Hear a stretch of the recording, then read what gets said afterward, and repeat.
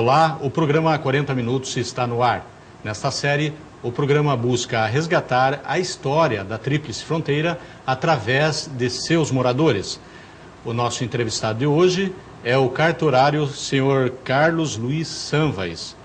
Sr. Carlos, seja bem-vindo ao nosso programa, é uma satisfação recebê-lo aqui. Eu gostaria que o senhor iniciasse falando como o senhor iniciou a vida de cartorário. Pô, eu comecei a convite do seu Antônio Aires de Aguirre, seu Antônio Aguirre, a trabalhar na época que se dizia faxineiro.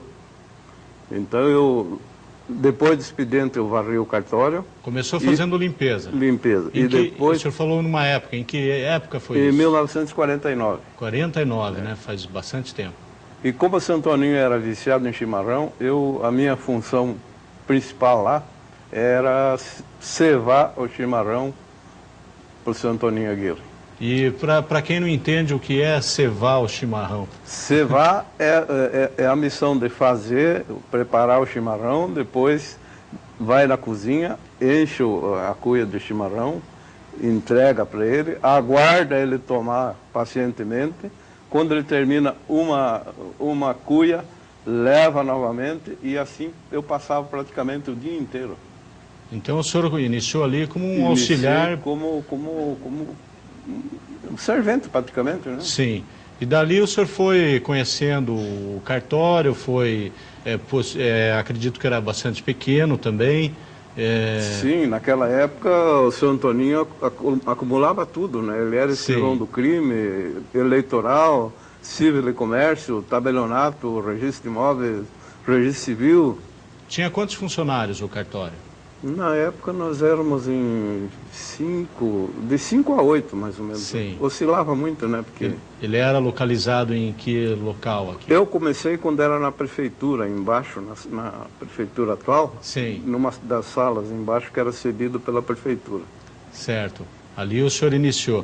E o tempo foi passando, como que o senhor chegou a ser dono do cartório? Não, aí em 49, aí em 50 eu fui para Curitiba estudar. Sim. E fiquei até 56. Quando o seu Antoninho Aguirre me trouxe de volta para cá, e aí eu já iniciei na função de auxiliar. Trabalhei com ele até 60, quando eu fui nomeado tabelião de notas. O senhor, em 1960. Em 60 o senhor foi nomeado tabelião. O senhor disse que foi para Curitiba estudar. Que é o estudo... Contabilidade. Contabilidade? Contabilidade. A sua formação é contábil. Contabilidade. Não cheguei a exercer porque quando terminei a contabilidade, o senhor Antoninho já me trouxe de volta para cá. O senhor falou que ele passou para o senhor, mas o cartorário não é uma profissão vitalícia, coisa assim? Não, não foi passado dele. Na época foi criado o segundo tabelionato de notas, existia o primeiro. Sim. Foi criado o segundo e eu, por intermédio do meu cunhado, Júlio Rocha Neto, que ele era do governo na época, e nós conseguimos uma nomeação para o cargo de segundo tabelião de notas. Sim, que o nome certo, como o senhor me falou antes, a profissão é serventuário da Justiça. Continua esse nome da Justiça. Até hoje? Sim, esse... Porque é um nome desconhecido do público. Não, esse né? é a profissão. É a profissão. A função era segundo tabelião de notas. Sim. Como tem o oficial do registro de imóveis, tem o oficial do civil e comércio, aí existe também o oficial do registro civil e várias funções dentro da profissão de serventuário da Justiça. Sim. E ali o senhor foi, depois que o senhor assumiu, o senhor lembra algum fato, alguma coisa que aconteceu? Porque o cartório, ele está ali para... registros gerais, casamento, né, possivelmente fazia. Não, o meu era especificamente tabelionato, é só para escrituras, procurações e reconhecimento de firma. E autenticação de documentos. Né? E os problemas de terra, assim, de registros, existia muito? Esse não chegou a existir, porque na época não existia a valorização dos imóveis, né? Sim. Eu me aposentei em 1992. Uhum. E até lá não tivemos problema de grilagem, como é comum a gente dizer em certas regiões, né? Certo. Aqui nós não tivemos esse problema. A maior parte das terras aqui também, elas são controladas pelo INCRA, Sim. essas terras. Então fica mais fácil até. Sim, logicamente. O INCRA esteve aqui, fez uma, como é que a gente diz, fez um levantamento, uma perícia in loco. Uhum. Imóvel por imóvel, ele conferiu a documentação. Aqueles que não tinham documento hábil, ele forneceu um título definitivo. Já está resolvido então também. Graças a Deus, nossa região aqui é uma região tranquila por causa dessa função do próprio INCRA, né? Sim, principalmente essas terras aqui na Avenida das Cataratas, né? Justamente, um dos problemas que houveram na época foi que o Estado do Paraná titulou certas áreas ali na Estrada das Cataratas e o domínio legítimo era do governo federal, não do governo estadual. Sim. Então, por essa razão, o próprio INCRA esteve fazendo o levantamento e substituiu os títulos do Estado por título definitivo do governo federal, né, do próprio INCRA. No programa passado a gente estava comentando aqui sobre o proprietário das Cataratas do Iguaçu. Existe algum documento aqui em Foz do Iguaçu sobre... Não existe nada? O cartório do registro de Foz do Iguaçu é de 1921, se não me engano. Sim. E eu sinceramente nunca tive a curiosidade de procurar e também não conheço, sabe? Mas talvez exista. Eu ouvi comentário, né, que era de um espanhol, Val... Jesus Val. Val. Jesus Val. Mas nós vimos o registro está em Curitiba. Eu achei que existia algum documento. Eu sinceramente aqui... não tenho conhecimento que houvesse. Sim. Algum registro no nome dele. O seu avô é o que recebeu o nome da rua aqui, Jorge Sanvas. É isso? Ele veio da onde, seu? Ele era inglês. Inglês? Ele veio da Inglaterra mesmo, né? Veio justamente para a colonização aqui. Ele veio para Curitiba, a família toda veio para Curitiba. E ele morava em Curitiba. E o coronel Jorge Schimmelfeng convidou ele para vir para Foz. Uhum. E a convite do coronel Jorge Schimmelfeng, como vieram outras famílias, ele veio para cá também. Sim. E aqui aportou, aqui ficou, criou os filhos até adultos, né? Quando aí foram de volta para Curitiba. Foram embora, né? É. E o cartório antes, ele era de Antônio Aires de Aguirre, né? Esse era o que acumulava todos os cartórios. Sim. Esse meu foi criado em 1960. Uhum. Então esse não era dele, esse foi criado e nasceu no ano de 1960. Sim. Aí foi montado o seu... Aí eu montei, eu instalei, eu mobiliei. Hoje é o cartório Pinheiros, Hoje né? o cartório Pinheiro, justamente. Que está sendo administrado pelo seu filho, Luiz Sanvas. Ele trabalha lá, né? Ele é um funcionário lá do Pinheiro também. Ele é um funcionário. O seu Carlos, como que era a cidade naquela época que o senhor chegou aqui, em 39, né? Falar nisso, o senhor nasceu... Justamente o que eu ia dizer agora. Eu queria ver onde o senhor nasceu. Eu não cheguei aqui. O meu pai era funcionário do Estado. Sim. Fiscal. Então ele era destacado para atender ora em Porto Mendes, ora em Porto Guaíra, né? E quando eu nasci na cidade de Guaíra foi um período em que ele foi destacado para trabalhar em Guaíra. Eles foram para lá, eu nasci lá, mas já em seguida voltamos para Foz do Iguaçu. O senhor nasceu em 1935? 1935. Então eu nasci na cidade de Guaíra, quando Guaíra pertencia a Foz do Iguaçu. Então o senhor se considera iguaçuense? Eu sou iguaçuense, não me considero, eu sou legítimo iguaçuense. Legítimo. Porque Porto Guaíra, na época, pertencia ao município de Foz do Iguaçu. Aí... Era um distrito de Foz do Iguaçu. E Eu gostaria de saber, que nem eu estava falando antes, seu Carlos, que o senhor falasse um pouquinho sobre Foz do Iguaçu, como era a nossa região aqui. Assim, quantos habitantes existiam, como que era a cidade, existiam muitas ruas? Eu lembro de Foz do Iguaçu com aproximadamente 3.000 e poucos eleitores, habitantes. E nós morávamos na Avenida Brasil, então, na época, o que eu mais lembro aqui era da própria Avenida Brasil. Moramos uma época na Travessa... Júlio Paz? Não, Rua Tiradentes era na época. Rua né? Tiradentes. É aquela que desce ali, onde... Que desce ali onde está Foz Habita ali. E em 35 o nome da Avenida Brasil era já esse? É, o que eu conheci como Avenida Brasil. E o senhor via muitos turistas chegando à cidade? Era pouco, mas já naquela época existiam os turistas, né? A maioria vinha pela Argentina, porque nós aqui não tínhamos estrada.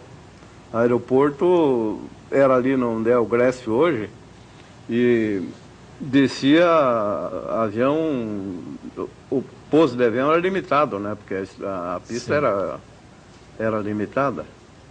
Mas mesmo assim, nós já tínhamos turistas, estrangeiros principalmente, né? Mas a chegada do turista aqui só era pela Argentina? Não tinha nenhuma estrada aqui? Não tinha. Existia uma Foz do estrada... Iguaçu era isolada? Era isolada.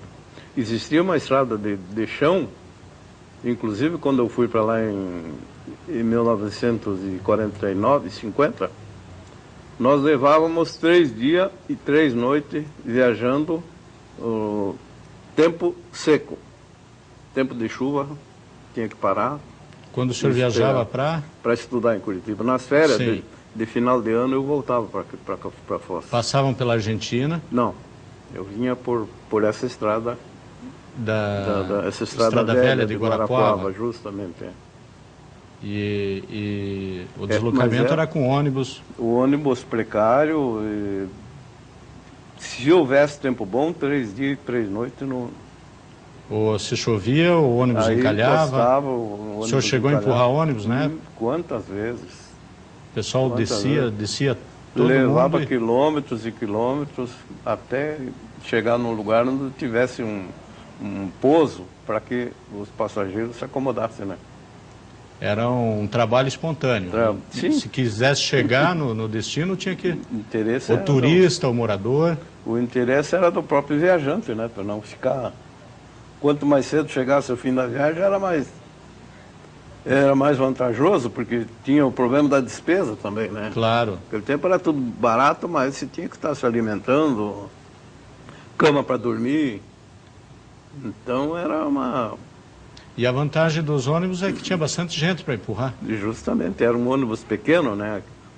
Chamava-se na época Jardineira. Jardineira. Jardineira. A cidade de Porto Iguaçu, ela mudou muito de lá para cá? Ou o senhor porque eu vejo que é uma cidade que ela não desenvolve muito, não, né? Parece que não há interesse em desenvolvimento ali. Praticamente, na minha opinião, ela só mudou de lugar. Porque antigamente ela era um pouco para cá, perto do Rio Paraná. Daí ela foi desenvolvendo mais para cima, e hoje praticamente ela mudou de lugar, mas é a mesma coisa. E na época a nossa salvação aqui era o porto da Argentina. Eu lembro na época da guerra, sim, nós tínhamos dinheiro no bolso, mas passava necessidade, não tinha o que comprar. Chegavam a passar necessidade porque não tinha. Não tinha. O comércio, como chegava a mercadoria aqui? Era de avião, né? Ou tinha outra Não, chegava maneira? por terra. Por terra? Houveram alguns conhecidos, o senhor José Andrade, parece que o próprio Brol, seu... Alfredo Brol? Não, não? É o seu Alfredo Brol. Eles viajavam de carroça para Guarapuava para buscar mantimento. E na época da guerra o senhor disse que chegou a faltar. O povo ia comprar na Argentina. Nós nos servíamos da Argentina. Eram bem atendidos e... Não muito bem, porque o argentino sempre foi pedante, vamos dizer, português, claro, né? Uhum. Ele já é mais... Então ele nos tratava muito mal porque a gente ia praticamente depender de favores deles lá, né? Sim. Embora pagasse, normalmente as mercadorias sempre estava considerado um favor de parte deles. Foi um período que período é história, difícil, a gente está revendo a justamente, história, né? E agora vamos falar um pouquinho do Paraguai. Como era o relacionamento do Brasil e Paraguai? Eu acho que o Paraguai nunca tivemos problema, sempre nos consideramos um país hermano. Mas Cidade del Este não existia? Não existia. Era só o porto aqui... Porto Franco. Porto Franco. E era passado por canoa. Certo. E ali nós íamos nos alimentar de certas mercadorias, mas era limitado. Eles também eram um pouco, o recurso deles era... Sim. Mas mesmo assim, nunca deixaram de nos atender bem. Certo, e havia uma facilidade muito grande na travessia. Sim, não tinha alfândega, não tinha controle, não tinha nada, né? Então, sim, a gente não tinha inconveniente nenhum ir do lado de lá comprar e voltar normalmente. Seu Carlos, nós vamos agora para os intervalos comerciais e voltaremos daqui a pouco para o segundo bloco deste programa. Não desligue, nem se afaste, fique com a gente. O programa 40 Minutos está de volta. Hoje entrevistando o cartorário Carlos Luiz Sanvais. Senhor Carlos, nós terminamos o primeiro bloco comentando sobre a travessia que era feita aqui em Porto Franco. Eu gostaria que o senhor falasse um pouquinho mais como que era feita essa travessia, como era o senhor já adiantou que não existia alfândega. Quer dizer, na época, então, os sacoleiros iam se dar bem, se existisse. Não, na nossa época não existia alfândega, não existia fiscalização. Depois que passou a funcionar a fiscalização do Estado. Na época do seu Romário, mas isso já em 60 e pouco. Nos anos 60 que começaram a fazer a fiscalização estadual. Estadual.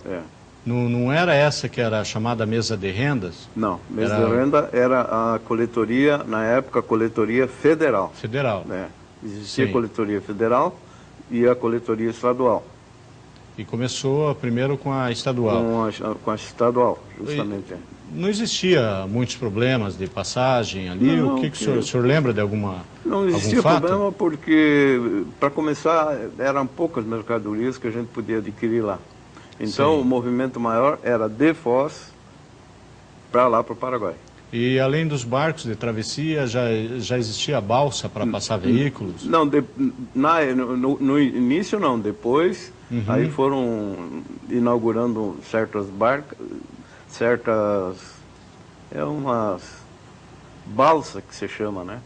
Sim. Aí já levavam os carros para quem queria seguir um pouco adentro no Paraguai, até para Assunção. Em Assunção tinha estrada? Tinha estrada meio precária, mas ia bem, né? Melhor conservada do que a nossa aqui. E sem fiscalização ali, tudo era mais fácil, mas não existia problemas maiores? Não existia problema de drogas? O comércio era muito pequeno. Drogas Não, né? Não, graças a Deus, a droga, acho que o mal do país é de agora, há poucos anos, né? Sim. Talvez existisse já há mais tempo, mas não tivesse causado um mal tão grande como está nos causando hoje. Se vê essa criminalidade toda aí, a consequência são as drogas. Sim. E então é um problema mais devido ao crescimento demográfico, né? Um problema mais atual. É verdade. E aqui o senhor não lembra o índice de turistas, né, que chegavam? Não. Quanto as cataratas, ela já estava em ascensão, né? Porque já existia uma estrada. É uma estrada precária, né? De princípio a gente ia a cavalo ou ou de carroça, né? Quem tinha automóvel na minha época, eram os 2, 3 automóveis que tinha, o Acácio Pedroso, o Coronel Jorge Timofeng, seu Arichinque, eram uns 3, 4 veículos. Só existiam 3 ou 4 veículos aqui em Foz do Iguaçu? Na minha época, na minha infância, sim. Na sua infância, e na sua infância existia algum veículo para transporte de turistas, para levar até as cataratas? Não tinha. Não existia nada? Não tinha. Eu vejo que o senhor trouxe aqui algumas fotos, vamos comentar sobre elas. Eu estou vendo uma aqui com um avião. O Ravi, eu gostaria que você pegasse essa imagem e vamos passar para o senhor Carlos comentar sobre esta foto. Senhor Carlos, pode falar um pouquinho sobre... Heitor, este aqui era o Correio Aéreo Nacional. Esse Correio Aéreo Nacional era da Força Aérea Brasileira. Isso aqui nos prestou excelente serviço. Era uma linha que era feita com avião pequeno de Curitiba a Foz, de Foz a Guaíra, de Guaíra a Foz, de Foz a Curitiba. Então ele levava passageiro, carga, gratuitamente. Inclusive, eu tive a oportunidade de viajar nesse avião, sempre a título de cortesia, não nos custava nada, bem atendido. Depois, vieram os aviões maiores, que eram os DC-3. Mas que cabiam poucas pessoas, poucas pessoas, sim, era 5, 6, 8 pessoas no máximo. Sim. Está mais parecido com o primeiro que Santos Dumont inventou. Não, esse já era um aviãozinho... Já era mais moderno. Rápido. Monomotor. E nós temos outra foto aqui. O Ravi já pegou a imagem. Me parece a Baixada da Avenida Brasil, mas eu gostaria que o senhor esclarecesse. Não, este aqui é a Baixada do... A Baixada do Rio Boici. Do Rio Boici. Aqui, próximo onde tem um supermercado? Para cá do supermercado. Sim. Era a passagem por água, depois construir esse pontilhão aqui. Uhum. Aí depois é que foi feito o levantamento para o asfaltamento, né? Sim, mas isso já depois de muito tempo. Isso aqui deve ser de 20 e poucos. Aqui marca a década de 30, é isso? Década de 30, mas deve ter sido de 20. Sim. Tempo do meu pai. Faz muito tempo, então. Muito tempo, Eu tenho mais uma foto aqui de um time de futebol. Ravi, eles conseguem enquadrar aí sem o brilho. E o seu Carlos já vai comentar também sobre essa foto. Seu Carlos, aqui era a seleção de Foz do Iguaçu. Vocês tinham um time de futebol e jogavam com quem? Este aqui era o Clube ABC Futebol Clube. O ABC, mas é tão antigo assim? O ABC é de 1915. Sim. Nós vamos fazer 90 anos agora em setembro, dia 12 de setembro. E o senhor já jogava no ABC? Em 49 eu joguei pela primeira vez no ABC, com 14 anos de idade. E de lá para cá, hoje eu sou conselheiro do ABC, isso já faz 54 anos de dedicação ao ABC. É uma equipe, nossa equipe, uma equipe boa. Na época, nós tínhamos a madrinha e a equipe completa aqui. E como Foz do Iguaçu era um pouco isolada, vocês jogavam com quem? Com os argentinos? Com os argentinos e paraguaios. Argentinos e Paraguai. E eles vinham para cá ou vocês iam jogar lá também? Nós íamos jogar 200, 300 quilômetros do Paraguai dentro, em cima de caminhão. Sim. Em carroceria de caminhão. Na Argentina, a mesma coisa. Eles, quando vinham para cá, vinham nas mesmas condições. E já existia a rivalidade atual que existe com os argentinos? Não existia. Não existia? Não, sempre foram nossos amigos. Nós íamos jogar lá, eles ofereciam baile, churrasco. Vinham aqui, a gente atendia na medida do possível. Certo. A rivalidade eu acho que surgiu depois que houve uma elevação no próprio futebol argentino, né? Certo. Aí eles... E com os paraguaios era a mesma coisa? Paraguai é a mesma coisa. Paraguai sempre Sim. foram nossos irmãos, de fato. E foram campeões muitas vezes? Essa época aí era uma equipe imbatível, né? Sim. Tinha o Iguaçu, o ABC, a Industrial Madeireira, o Palmeiras. É que eu lembro.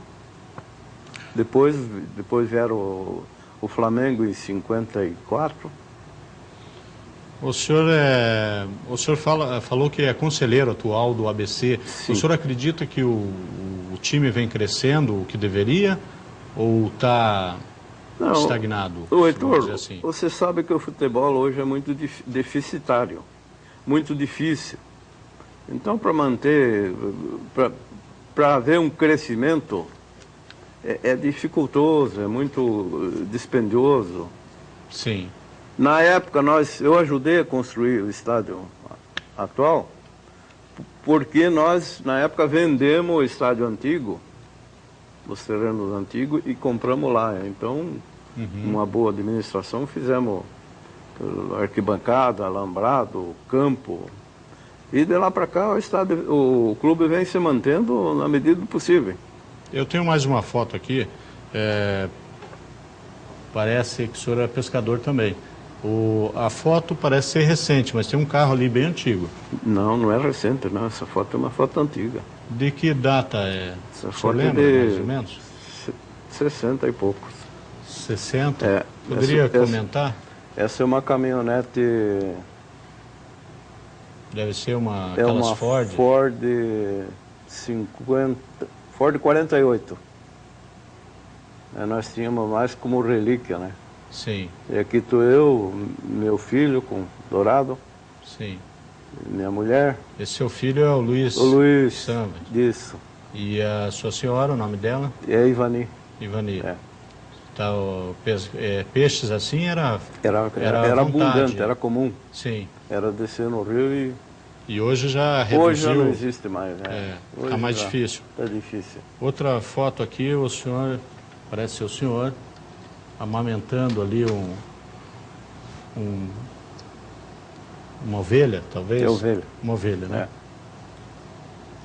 É. Essa foto é aonde? É a chácara? Essa na minha chácara ali na Vila Vitorace, eu crio ovelha. E é comum acontecer da mãe morrer por uma circunstância qualquer, ou adoece. Então fica o borreguinho, nós criamos guacho. Se diz criar guacho guacho? Tratado com madeira. O termo guacho significa... Significa criado sem mãe. Sem mãe. É.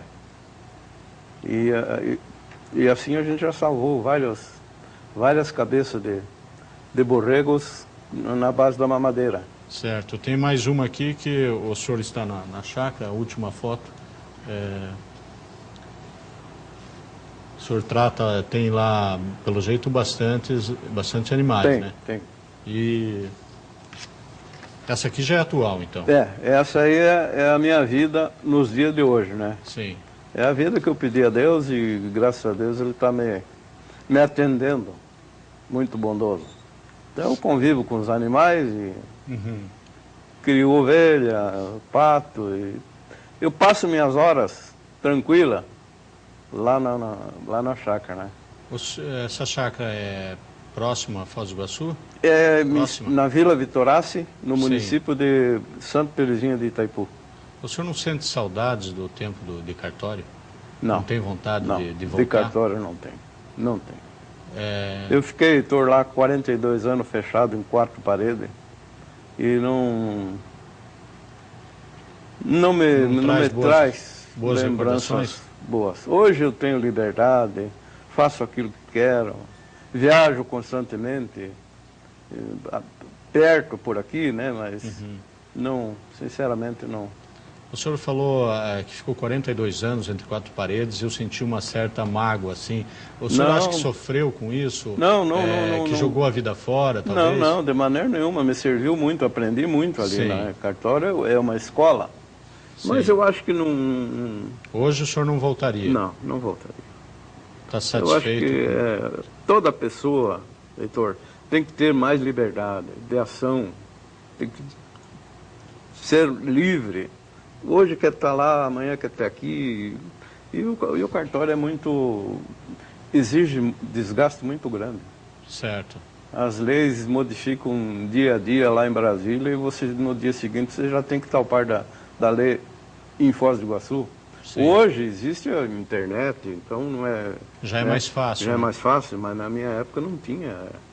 Eles criavam uma lei lá em Brasília e você tinha que esperar publicar no jornal para aí você ler, para você interpretar e executar.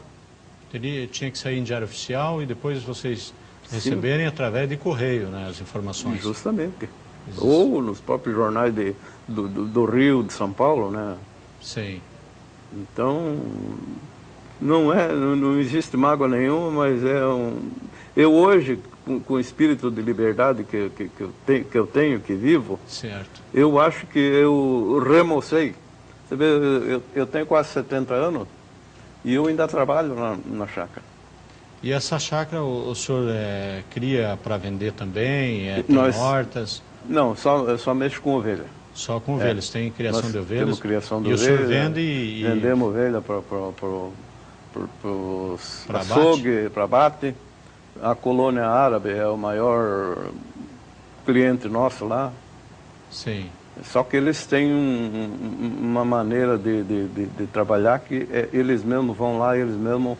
A morte da ovelha tem que ser feita por intermédio de uma pessoa árabe.